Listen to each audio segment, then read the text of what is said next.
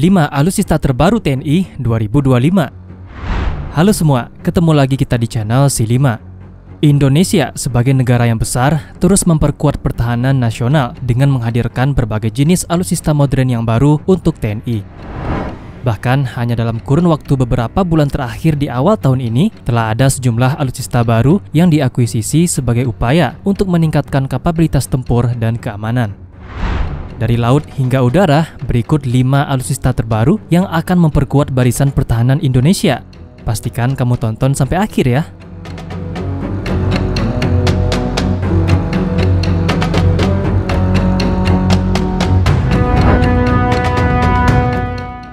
KCR-70M. Mari kita awali dengan alutsista yang akan dioperasikan oleh TNI Angkatan Laut.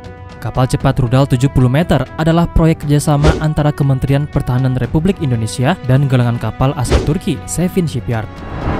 Pada tanggal 30 Oktober 2024, upacara pemotongan baja pertama telah dilakukan, menandai dimulainya pembangunan 2 unit kapal cepat rudal ini untuk Satuan Kapal Cepat TNI Angkatan Laut. Upacara dihadiri oleh perwakilan dari TNI AL dan Duta Besar RI. Nah, dengan bobot 850 ton, KCR-70M dirancang untuk memiliki panjang 70 meter dan lebar 11,8 meter dengan kemampuan berlayar pada kecepatan maksimum 40 knot atau sekitar 74 km per jam. Kapal ini mampu mengangkut 43 personel dan dirancang untuk misi intelijen, pengawasan dan pengintaian, serta peperangan permukaan dan bawah air. KCR-70M dapat berlayar terus-menerus selama 7 hari dengan jarak jelajah mencapai 2.963 km.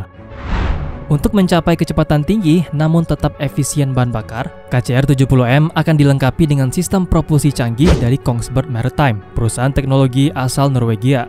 Sistem ini menggabungkan 2 sistem propeller pitch terkendali Promas dengan 3 waterjet, didukung oleh konfigurasi kombinasi diesel dan gas turbin.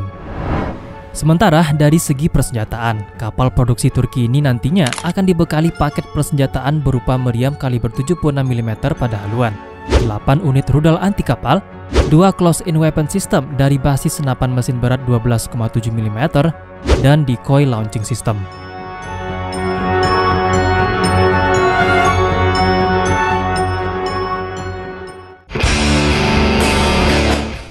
Helikopter Airbus H145D3.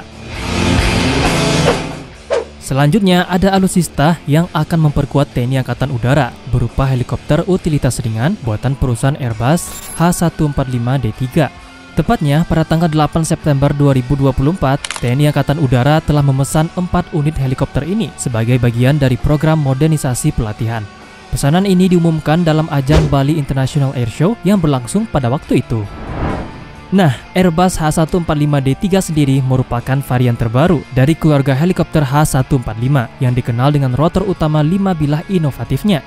Desain ini meningkatkan kapasitas angkut helikopter dan memberikan performa superior dalam berbagai misi. Berdasarkan perjanjian antara TNI AU dan PT Dirgantara Indonesia, Airbus sebagai perusahaan pengembang akan mengirimkan helikopter H145D3 ke PT DI.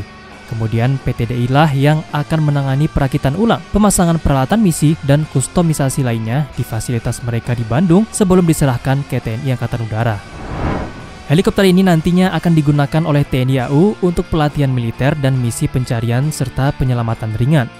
Memiliki kabin luas yang fleksibel untuk berbagai konfigurasi misi, Airbus H145D3 juga dilengkapi dengan avionik modern dan sistem autopilot yang canggih, meningkatkan keselamatan dan efisiensi operasional.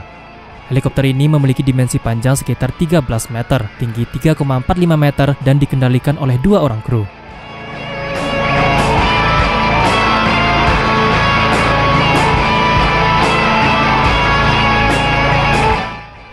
Bayraktar Akinci. Kali ini ada alutsista berupa drone tempur berkemampuan HAL atau High Altitude Long Endurance yang dikembangkan oleh produsen asal Turki Baykar, Bayraktar Akinci. Baykar sendiri merupakan perusahaan pertahanan swasta asal Turki yang mengkhususkan diri dalam pengembangan teknologi drone, komando dan kontrol, serta kecerdasan artifisial. Nah, pada bulan Februari tahun 2025, selama kunjungan Presiden Turki ke Indonesia, Indonesia telah menandatangani perjanjian dengan Baykar untuk mengakuisisi 9 unit drone tempur UCAV Bayraktar Akinci yang nantinya akan dioperasikan oleh TNI Angkatan Udara. Kesepakatan ini juga mencakup pendirian fasilitas produksi dan pemeliharaan UAV di Indonesia melalui kerjasama antara Baykar dan perusahaan lokal Republic Corp. Baykar akan menyediakan keahlian manufaktur, transfer teknologi dan pelatihan, sementara Republic Corp akan menangani kepatuhan regulasi, pengembangan infrastruktur, sertifikasi ahli lokal, dan integrasi ke dalam ekosistem pertahanan Indonesia. Bayraktar Akinci adalah drone tempur dengan kemampuan tinggi, termasuk daya tahan lama, ketinggian terbang yang tinggi, dan kapasitas muatan yang besar. Drone ini telah digunakan oleh beberapa negara, termasuk Turki, Pakistan, Libya, Ethiopia, Azerbaijan, dan Burkina Faso. Memiliki panjang 12,2 meter, bentang sayap 20 meter, dan berat lepas landas maksimum 5,5 ton, Akinci dirancang untuk mampu beroperasi dalam berbagai misi tempur, pengintaian, dan peperangan elektronik. Dengan kapasitas muatan sekitar 1.300 kg, Akinci dapat membawa berbagai jenis senjata, termasuk bom pintar, rudal udara ke darat, dan rudal udara ke udara. Drone ini ditenagai oleh dua mesin turboprop yang memungkinkannya terbang hingga ketinggian 13.716 meter dan dapat bertahan di udara selama 25 jam. Akinci juga mampu terbang hingga kecepatan maksimum 361 km per jam dengan daya jelajah hingga 7.500 km. Salah satu keunggulan utama drone Akinci lainnya adalah sistem avioniknya yang sangat canggih, termasuk adanya radar AESA, sistem komunikasi satelit, serta kecerdasan buatan yang memungkinkannya menjalankan misi dengan otonomi yang tinggi. Bahkan Akinci juga dapat bekerja dalam jaringan yang sama dengan sistem pertahanan lainnya, seperti jet tempur dan kendaraan udara tak berawak lainnya.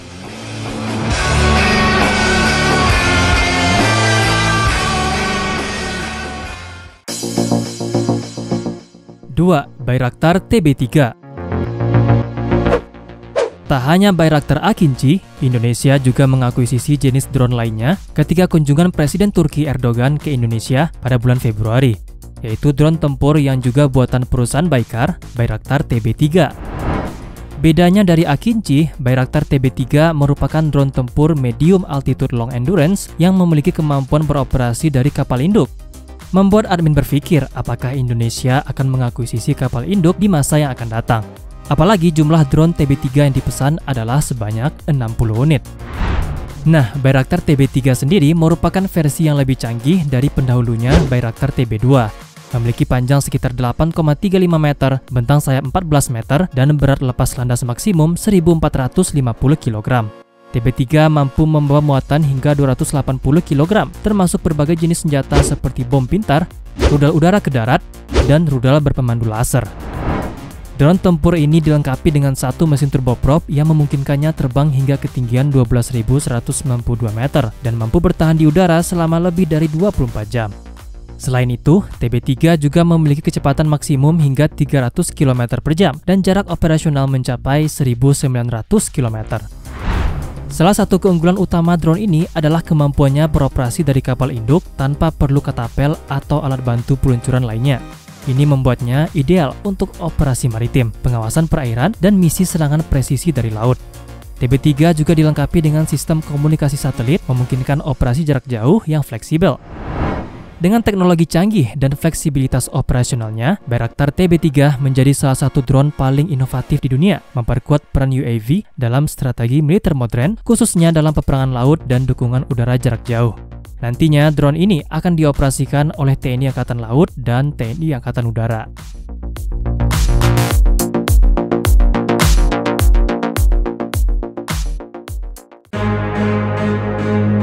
1. KRI Bung Hatta.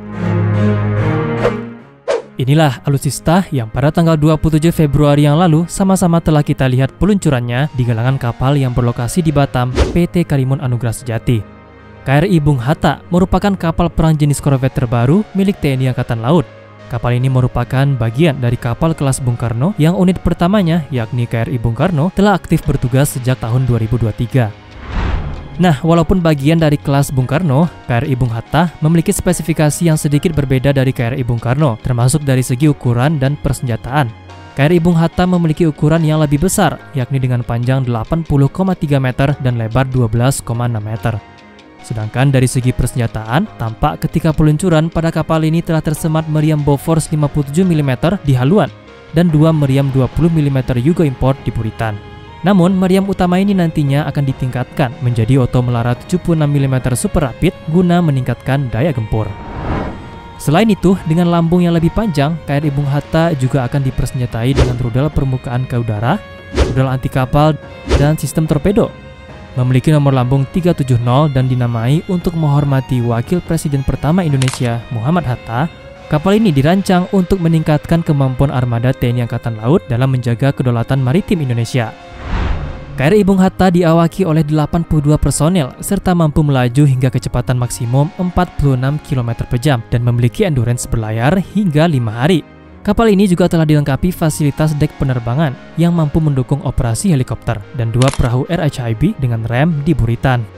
Rencananya, kapal korvet ini akan berdinas di bawah jajaran Satuan Kapal Eskorta atau Satkor Ko Armada II.